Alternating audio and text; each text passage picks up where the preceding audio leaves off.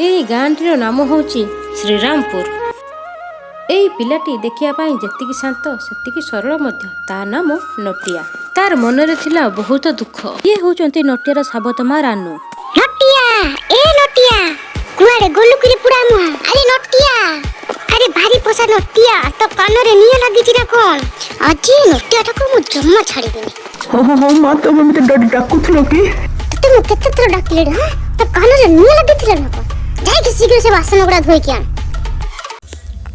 ଆରେ ପୁଅ, ତତେ ଆଉ କଣ ଖାଇବା ପାଇଁ ଦେବି କି? ଓହୋ ମା, ମୁଁ ଏତିକି ଆଗେ ଖାଇସାରେ।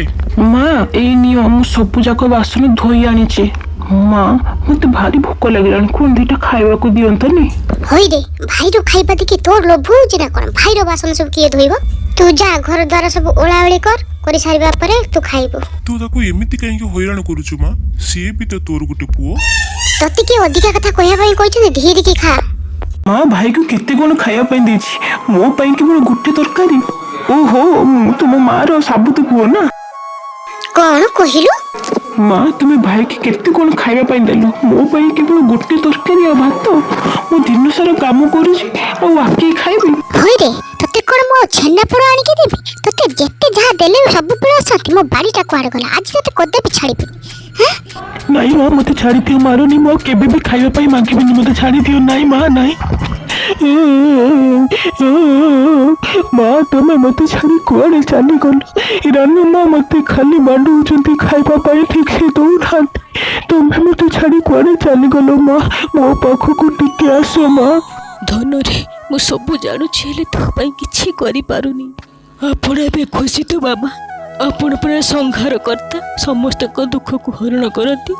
ତାହେଲେ ମୋତେ ମୋ ପୁଅକୁ ଏତେ କଷ୍ଟ ଦେଲେ କି ପାଇଁ ବାବା? କୁହନ୍ତୁ। ମୋତେ ତ ମାରିଦେଲେ, ଶେଷରେ ମୋ ପୁଅକୁ ବହୁତ ହଇରାଣ କରୁଛି।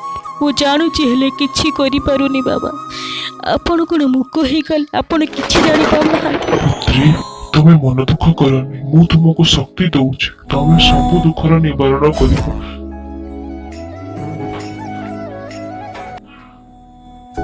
ଏବେ ତୁ ଯା। ଜୟ ଭୋଲେନାଥ, ଜୟ ଭୋଲେନାଥ। ନଟିଆ, ଏ ନଟିଆ, କାନ୍ଦ ନା ପୁଅ। ତୁମେ କିଏ?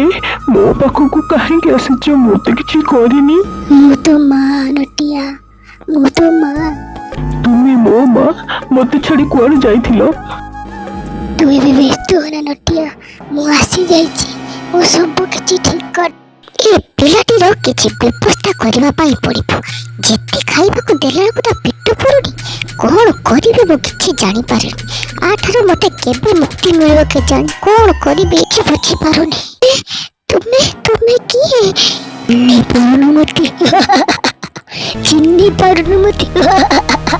ମୁଁ ରାଧା, ତୁ ଯାହାକୁ ବିଷ ଦେଇକି ମାରି ଦେଇଥିଲୁ।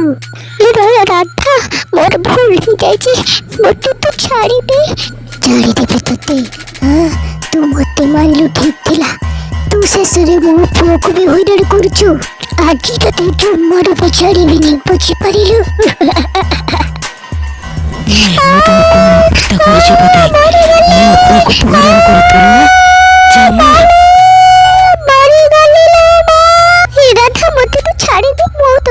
କେବେ ବି ହଇରାଣ କରିବିନି। ମା ତାଙ୍କୁ ଛାଡି ଦିଅ ମା, ତାଙ୍କୁ ମାରନି। ଯେତେ ହେଲେ ବି ସେ ମୋ ସାବୁତ ମା, ହେଲେ କଣ ମତେ ଗଣ୍ଡେ ଖାଇବା ପାଇଁ ଦେଇଛନ୍ତି ନା? ତାଙ୍କୁ ଛାଡି ଦିଅ ମା, ତାଙ୍କୁ ଛାଡି ଦିଅ। ଆଜି କେବଳ ମୁଁ ମୋ ପୁଅ ପାଇଁ ତତେ ଛାଡ଼ିଦେଲି, ବୁଝିପାରିଲୁ?